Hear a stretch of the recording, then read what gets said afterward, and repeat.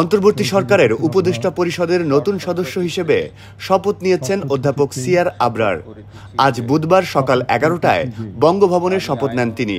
আমি আইন অনুযায়ী অন্তর্বর্তীকালীন সরকারের উপদেষ্টা পদের কর্তব্য বিশ্বস্ততার সহিত পালন করিব। শফিকুল আলম গতকাল জানিয়েছিলেন, আমরা আশা করছি তিনি শিক্ষা মন্ত্রণালয়ের দায়িত্ব নেবেন। অধ্যাপক ওয়াহিদুদ্দিন মাহমুদ অনেকদিন ধরে বলছিলেন যে তিনি একই সঙ্গে দুই মন্ত্রণালয়ের দায়িত্ব পালন করতে পারছেন না। এবার মাননীয় উপদেষ্টাকে গোপনতার শপথ পাঠ করানোর জন্য মহামান্য রাষ্ট্রপতিকে বিনীত অনুরোধ জানাচ্ছি। আমি চৌধুরী রফিকুল আবরার সশ্রদ্ধ চিত্তে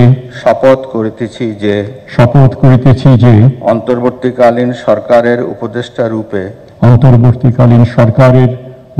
রূপে যে সকল বিষয় আমার বিবেচনার জন্য আনিত হইবে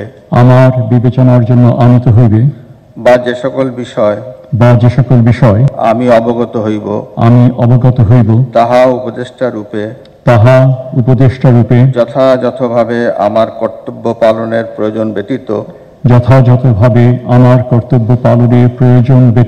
প্রত্যক্ষ বা পরোক্ষভাবে কোনো ব্যক্তিকে জ্ঞাপন করিব না